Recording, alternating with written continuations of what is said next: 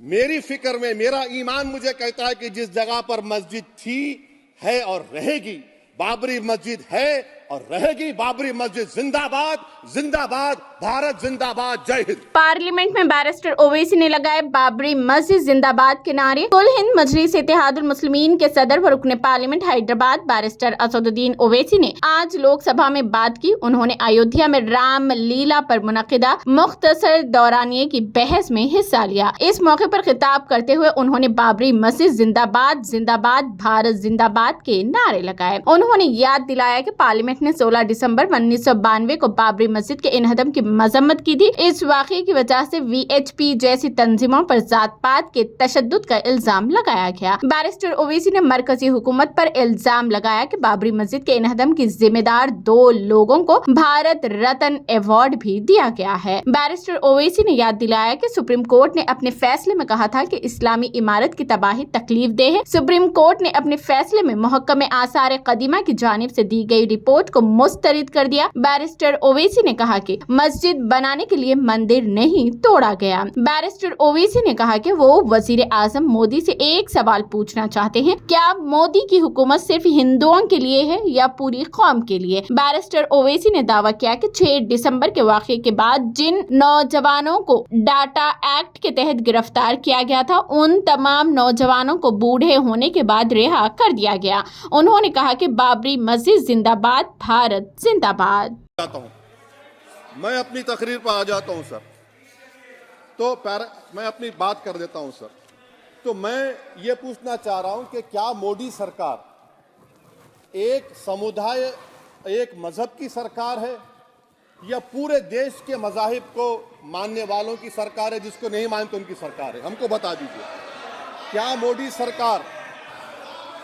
सरकार सिर्फ एक फिक्र और नजरिया हिंदुत्व की सरकार है? क्या इस देश का, इस गवर्नमेंट ऑफ इंडिया का कोई मजहब है? इस वतन अजीज सबके मजहब को मानता है। सर, मेरा मानना है कि इस देश का कोई मजहब नहीं है।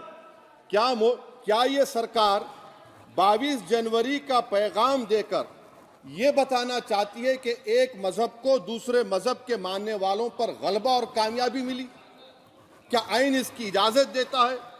क्या ये पैगाम आप जब ऐवान से दे रहे हैं तो 17 करोड़ मुसलमानों को आप क्या पैगाम दे रहे हैं, ये मैं आप पर छोड़ता हूं। सर, 49 में धोखा हुआ, 86 में धोखा हुआ, 92 में धोखा हुआ, 2019 और 22 में भी इस ऐवान के जरिए हमको धोखा दिया जा रहा है। और अफसोस के साथ कहना पड़ता है सर कि मुस्लिम अक़लियत को हमेशा ये कहा गया कि तुमको भारत के शहरी बरकरार रहने के लिए एक बहुत बड़ी कीमत तुमको चुकानी पड़ेगी, और हम पर इल्जाम लगा दिया गया। सर, क्या मैं बाबर का स्पोक्स पर्सन हूं? क्या मैं जिना का स्पोक्स पर्सन हूं? क्या मैं औरंगजेब का स्पोक्स पर्सन हूं? बताइए सर, आखिर मैं कहां तक आप मुझे लेकर जाएंगे?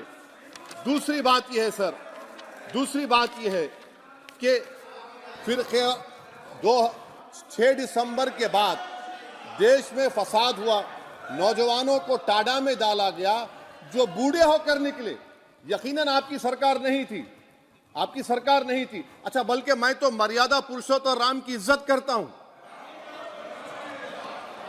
मगर मैं नाथूराम गोडसे से नफरत करता हूं। मेरी नस्लें नफरत करती रहेंगी, क्योंकि नाथूराम गोडसे ने उस शख्स को गोली मारी जिसके जबान से आखिरी लफ्ज निकले, हे राम।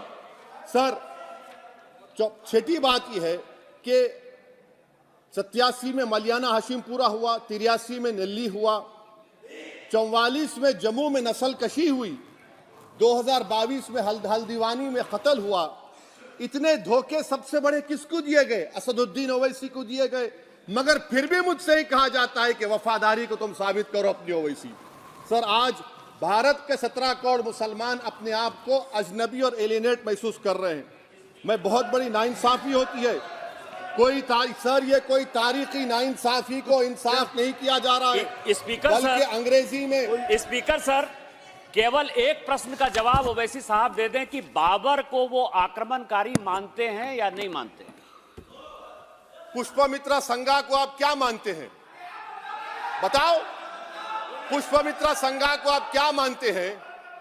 जम्मू के वो कश्मीर के वो राजा को क्या मानते हैं जिसके पास एक फौज थी मंदिरों को तोड़ने के लिए? आप क्या मानते हैं? यही तो मैं कह रहा हूं कि निशिकांत दुबे 47 में आजादी मिली असदुद्दीन ओवैसी से बाबर की बात पूछ रहे हैं। तुम गांधी की बात पूछते, तुम बोस की बात पूछते, तुम जलियांवाला बाग की बात पूछते, तुम काला पानी में जो मुसलमान शहीद हो गए उनकी बात पूछते, मगर बाबर की बात पूछी जाती है। तो सर मैं आपको बता रहा था, खामखा डिस्टर्ब किए सर, मुझे मेरा वक्त ले लिए निशिकांत दुबे। सर मैं आपसे कह रहा था, मोदी हुकूमत ये पैगाम दे रही है भारत के मुसलमानों को कि जान बचाना है या इंसाफ चाहते हो। मैं कह रहा हूं मैं भीख नहीं मांगूंगा, मैं इस नंगी तासुब को कबूल नहीं करूंगा, मैं दूसरे दर्जे के शहरी के मौक़िफ़ को कबूल नहीं करूंगा, मैं अपनी शनाख्त को नहीं मिटने दूंगा। अब मैं झूठी और दिल फरेब बातों पर हरगिज भरोसा नहीं करूंगा। मैं वो काम नहीं करूंगा जो बीजेपी और नाम निहाद सेकुलर पार्टियां चाहती हैं। मैं वो काम करूंगा जो आपको पसंद नहीं है, संविधान के दायरे में रहकर।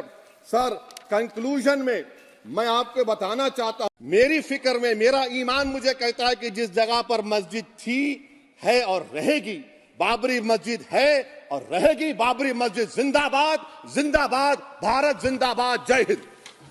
माननीय गृह मंत्री जी।